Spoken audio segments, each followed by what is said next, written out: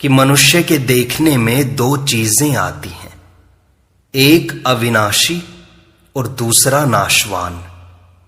स्वरूप अविनाशी है और शरीर संसार नाशवान है। स्वरूप के विषय में गीता और रामायण में आया है, ममैवांशो जीवलोके जीवभूतः सनातनः। इस संसार में जीव बना हुआ आत्मा मेरा ही सनातन अंश है। ईश्वर अंश जीव अविनाशी, चेतन अमल सहज सुख राशि। यह बात रामचरितमानस में आई है। तात्पर्य है कि हमारा संबंध शरीर संसार के साथ नहीं है, अपितु भगवान का अंश होने से हमारा संबंध भगवान के साथ ही है। हमारे से खास भूल यह हुई है कि हमने अपने को संसार का और संसार को अपना मान लिया है, अर्थात शरीर संसार के साथ अपना संबंध जोड़ लिया। परमात्मा के अंश होने के कारण वास्तव में हम परमात्मा से दूर हो सकते ही नहीं और संसार के साथ मिलकर एक हो सकते ही नहीं। यह एकदम पक्की सिद्धांत की बात है। परमात्मा के साथ हमारा संबंध कभी टूट सकता ही नहीं और इस जड़ शरीर संसार के साथ हमारा संबंध हो सकता ही नहीं। परंतु जिसके साथ हमारा संबंध है उसको तो हमने भुला दिया और जिस संसार के साथ हमारा संबंध नहीं है उसको अपना मान लिया। यह हमसे सबसे बड़ी भारी गलती हुई है। अगर हम यह मान लें कि हम भगवान के हैं और भगवान हमारे हैं तो संसार हमारा नहीं है, यह अपने आप सिद्ध हो जाएगा। अगर हम यह मान लें कि हम संसार के नहीं हैं और संसार हमारा नहीं है तो भगवान हमारे हैं, यह अपने आप सिद्ध हो जाएगा। दोनों में से कोई एक बात सिद्ध कर लें। विचार करें, क्या जड़ तथा परिवर्तनशील संसार के साथ हमारी कभी एकता हो सकती है? अगर नहीं हो सकती तो इस बात को मानना शुरू कर दें कि संसार के साथ हमारी एकता नहीं है। इसके साथ एकता मानना हमारी गलती है। कम से कम यह गलती भीतर से हमारी समझ में आ जाए तो समय पाकर सब काम ठीक हो जाएंगे। अगर संसार के साथ अपनी एकता माने तो केवल नुकसान है, फायदा इसमें नहीं है, और एकता न माने तो केवल फायदा ही है, नुकसान एक भी नहीं। एकदम सच्ची बात है कि शरीर अपने साथ नहीं रहेगा, यह मर जाएगा। जो चीज अपनी नहीं है वह अपने साथ कैसे रहेगी? भगवान अपने हैं, वे अपने से दूर कैसे हो जाएंगे? न तो हम भगवान से दूर रह सकते हैं और न भगवान ही हमसे दूर हो सकते हैं। शरीर, पदार्थ, रुपए, जमीन, मकान आदि सब के सब नाशवान हैं। ये हमारे साथ नहीं रह सकते और हम इनके साथ नहीं रह सकते। परंतु भगवान को हम जाने चाहे न जाने, उनसे हमारा कभी वियोग हो ही नहीं सकता। यह पक्की बात है। शरीर चाहे स्थूल हो, चाहे सूक्ष्म हो, चाहे कारण हो, वह सर्वथा प्रकृति का है और हम चाहे अच्छे हों मंदे हों कैसे ही हों, हम सर्वथा भगवान के हैं। अगर यह बात समझ में आ जाए तो हम आज ही जीवन मुक्त हैं। कारण कि नाशवान चीजों को अपना मानकर ही हम बंधे हुए हैं। जिनको अपना माना है उनसे ही बंधे हैं, जिनको अपना नहीं माना उनसे नहीं बंधे हैं। एक श्रोता ने स्वामी जी से पूछा, बात समझ में तो आती है पर अंदर स्वीकार नहीं होती, क्या करें स्वामी जी? स्वामी जी ने समझाया, विचार करें, आप इस बात की स्वीकृति होना ठीक समझते हैं या स्वीकृति न होना ठीक समझते हैं? अगर स्वीकृति होना ठीक समझते हैं तो फिर मना कौन करता है? अगर कोई लाभ की बात हो तो उसको जबरदस्ती मान लेना चाहिए। मान लेने पर फिर वह बात सुगम हो जाती है। वास्तव में आप भीतर से चाहते नहीं हैं। हमारी समझ से इसका मूल कारण है सुख लोलुपता। सुख लोलुपता के कारण ही सच्ची बात की स्वीकृति नहीं हो रही है। आप आंखें मीचकर, दांत भींचकर, छाती कड़ी करके यह मान लो कि हम भगवान के हैं और भगवान हमारे हैं। शरीर अपना नहीं है, नहीं है, नहीं है। जब शरीर भी अपना नहीं है तो फिर संसार में क्या चीज अपनी है? फिर प्रश्न किया एक श्रोता ने कि सामने कोई चीज देखते हैं तो उसका असर पड़ता है, ऐसी स्थिति में क्या करें? स्वामी जी ने कहा, असर को इतना आदर मत दो। कोई वस्तु देखते हैं तो वह हमारे को अच्छी लगती है, प्यारी लगती है, उसको प्राप्त करने की इच्छा होती है, तो ऐसा असर पड़ने पर भी भीतर से यह भाव होना चाहिए कि यह वस्तु हमारी नहीं है। वस्तु के असर का आदर न करके सच्ची बात का आदर करो। असर को महत्व देकर आप असली चीज खो रहे हो। आज से हृदय में पक्का विचार कर लो कि अब हम असर को नहीं मानेंगे, अपितु सच्ची बात को मानेंगे। असर कभी कभी पड़ता है, हरदम नहीं पड़ता, पर आप इसको स्थायी मान लेते हो। यह भूल है। वास्तव में आप शरीर नहीं हो। बालकपन में जो आपका शरीर था वह आज नहीं है, पर आप वही हो। इसलिए कृपा करके आप असर को महत्व मत दो। सच्ची बात का असर पड़ना चाहिए। झूठी बात का असर पड़ जाए तो उसको आदर मत दो। सच्ची बात यह है कि शरीर हमारा नहीं है और हम शरीर नहीं हैं। मुक्ति प्राप्त करने में, भगवान की तरफ चलने में स्थूल, सूक्ष्म या कारण कोई भी शरीर काम नहीं आता।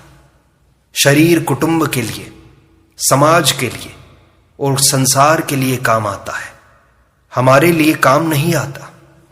इसलिए शरीर को कुटुंब, समाज और संसार की सेवा में लगा दो। यह बड़ी भारी, दामी बात है। इसको मान लो तो आप सदा के लिए सुखी हो जाओगे। शरीर से हमारे को लाभ हो जाए, यह हमारा कोरा वहम है। स्थूल, सूक्ष्म और कारण कोई भी शरीर हमारे काम नहीं आता।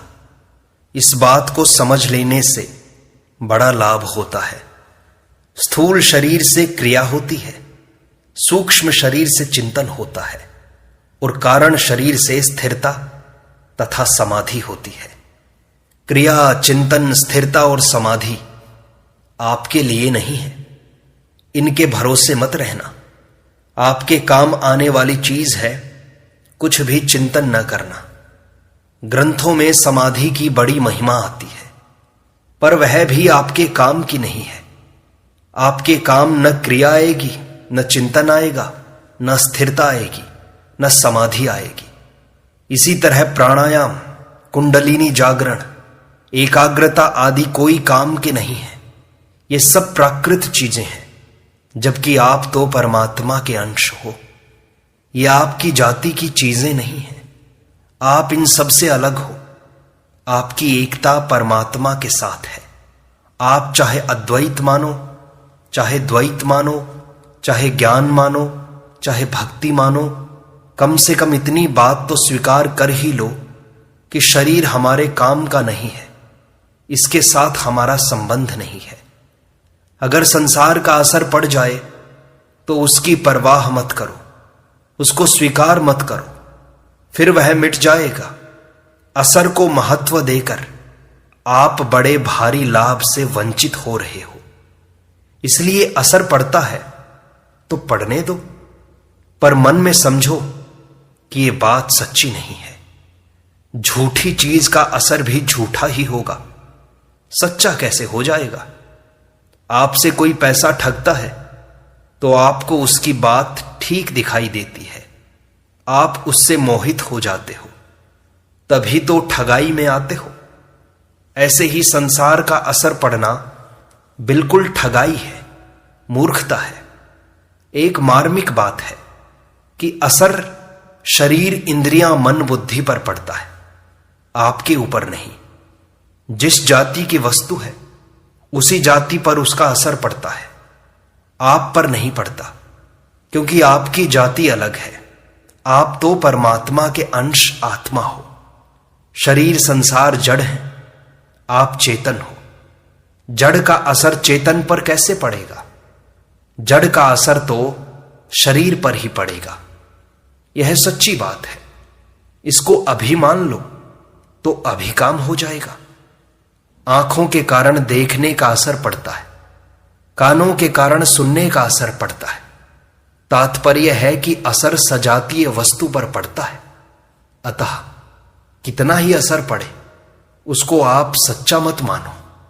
आपके स्वरूप पर असर नहीं पड़ता। स्वरूप बिल्कुल निर्लेप है।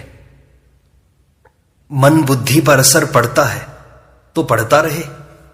मन बुद्धि हमारे हैं नहीं, ये तो उसी धातु के हैं जिस धातु की वस्तु का असर पड़ता है।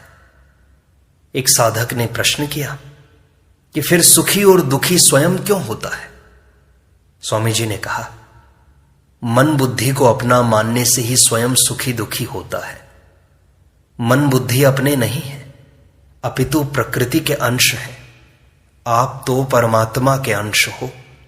मन बुद्धि पर असर पड़ने से आप सुखी दुखी होते हो तो यह गलती की बात है। वास्तव में आप सुखी दुखी नहीं होते, अपितु ज्यों के त्यों रहते हो। विचार करें, अगर आपके ऊपर सुख दुख का असर पड़ जाए तो आप अपरिवर्तनशील और एक रस नहीं रहेंगे। आप पर असर पड़ता नहीं है, अपितु आप अपने पर असर मान लेते हो, कारण कि आपने मन बुद्धि को अपना मान रखा है, जो आपके कभी नहीं है, कभी नहीं है। मन बुद्धि तो प्रकृति के हैं और प्रकृति का असर प्रकृति पर ही पड़ेगा। अब प्रश्न उठा कि असर पड़ने पर वैसा कर्म भी हो जाए तो? स्वामी जी ने कहा, कर्म भी हो जाए तो भी आप में क्या फर्क पड़ा? आप विचार करके देखो तो आप पर असर नहीं पड़ा, परंतु मुश्किल यह है कि आप उनके साथ मिल जाते हो। आप मन बुद्धि को अपना स्वरूप मानकर ही कहते हो कि हमारे पर असर पड़ा।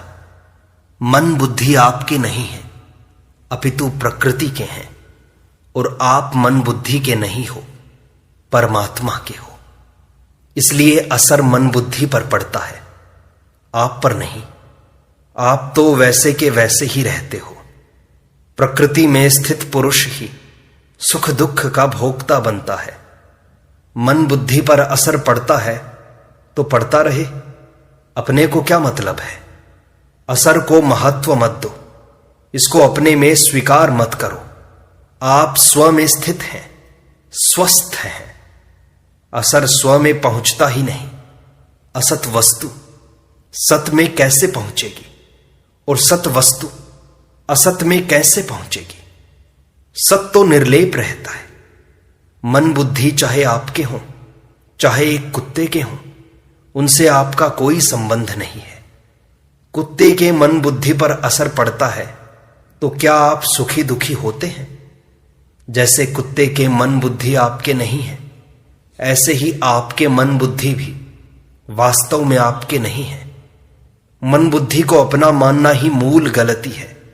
इनको अपना मानकर आप मुफ्त में ही दुख पाते हो। एक मार्मिक बात है कि हमारे और परमात्मा के बीच में शरीर संसार का पर्दा नहीं है, अपितु जड़ता के संबंध का पर्दा है। यह बात पढ़ाई की पुस्तकों में, वेदांत के ग्रंथों में मुझे नहीं मिली, केवल एक जगह संतों से मिली है। इसलिए शरीर, इंद्रियां, मन, बुद्धि, इनसे हमारा बिल्कुल संबंध नहीं है। ऐसा स्वीकार कर लो तो आप निहाल हो जाओगे। प्रश्न उठा कि जड़ता का संबंध छोड़ने के लिए क्या अभ्यास करना पड़ेगा स्वामी जी? स्वामी जी ने कहा, जड़ता का संबंध अभ्यास से नहीं छूटता, अपितु विवेक विचार से छूटता है। यह अभ्यास से होने वाली बात है ही नहीं। विवेक का आदर करो तो आज ही यह संबंध छूट सकता है। आप दो बातों को स्वीकार कर लें, जानना और मानना। जड़ के साथ हमारा संबंध नहीं है, यह जानना है, और हमारा संबंध भगवान के साथ है, यह मानना है। अनंत ब्रह्मांडों में केश जितनी चीज भी हमारी नहीं है। यह जानने पर जड़ता का असर नहीं पड़ेगा। इसमें अभ्यास काम नहीं करता, पर विवेक से तत्काल काम होता है। आप पर असर नहीं पड़ता, आप वैसे के वैसे रहते हो। वास्तव में मुक्ति स्वतः स्वाभाविक है। मुक्ति होती नहीं है, अपितु मुक्ति है। जो होती है वह मिट भी जाएगी, और जो है वो कभी नहीं मिटता। ना सतो विद्यते भावो, ना भावो विद्यते सतः। असत की सत्ता विद्यमान नहीं है, और सत का अभाव विद्यमान नहीं है। आपने असर को सच्चा मान लिया, जो कि असत है, झूठा है। मन बुद्धि के साथ आपका संबंध है ही नहीं। श्री शरणानंद जी महाराज से किसी ने पूछा कि कुंडलिनी क्या होती है। उन्होंने उत्तर दिया कि कुंडलिनी क्या होती है यह तो हम जानते नहीं, पर इतना जरूर जानते हैं कि कुंडलिनी के साथ हमारा संबंध नहीं है। कुंडलिनी सोती रहे या जाग जाए, हमारा उससे क्या मतलब है। ऐसे ही शरीर संसार के साथ हमारा संबंध ही नहीं है। अतः उसके असर का आदर मत करो। यह अभ्यास से नहीं होगा। अभ्यास एक नई स्थिति पैदा करता है। जैसे रस्से पर चलना हो तो इसके लिए अभ्यास करना पड़ेगा। अभ्यास से कुछ लाभ नहीं होगा। अभ्यास से तत्व ज्ञान कभी हुआ नहीं, और कभी होगा नहीं, और हो भी सकता नहीं है। विवेक का आदर करो तो आज ही, अभी के अभी निहाल हो जाओगे, परम शांति को पालोगे। आप केवल इतनी बात याद रख लें कि जड़ चीजों के साथ हमारा संबंध नहीं है, क्योंकि वे प्रकृति की अंश हैं और हम परमात्मा के अंश हैं।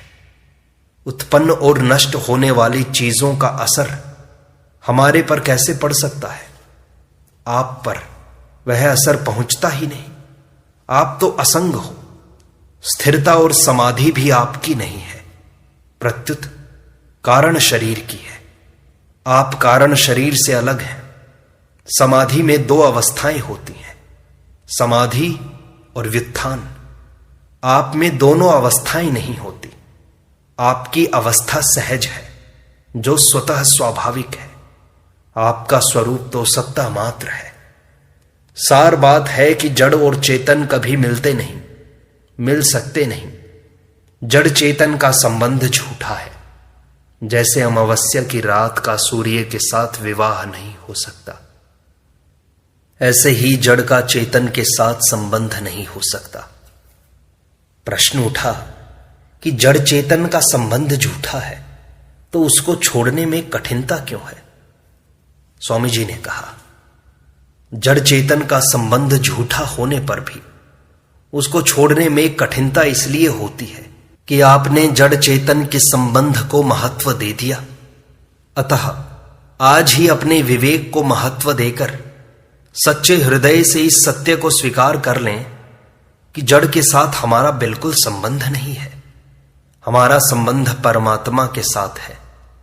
मनुष्य में शरीर को लेकर भोगों की इच्छा होती है, स्वरूप को लेकर तत्व की इच्छा होती है, और परमात्मा को लेकर प्रेम की इच्छा होती है। शरीर अपना नहीं है, इसलिए भोग की इच्छा भी अपनी नहीं है, प्रत्युत भूल से उत्पन्न होने वाली है।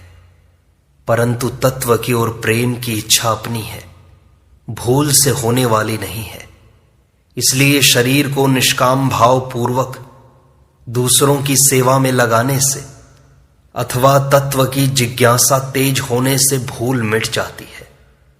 भूल मिटने से भोग की कामना मिट जाती है और तत्व की जिज्ञासा पूर्ण हो जाती है, अर्थात मनुष्य को तत्व ज्ञान हो जाता है, जीवन मुक्ति हो जाती है।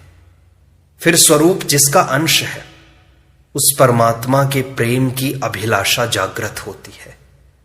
संपूर्ण जीव परमात्मा के अंश हैं, इसलिए प्रेम की इच्छा संपूर्ण जीवों की अंतिम तथा सार्वभौम इच्छा है। मुक्ति तो साधन है पर प्रेम साध्य है।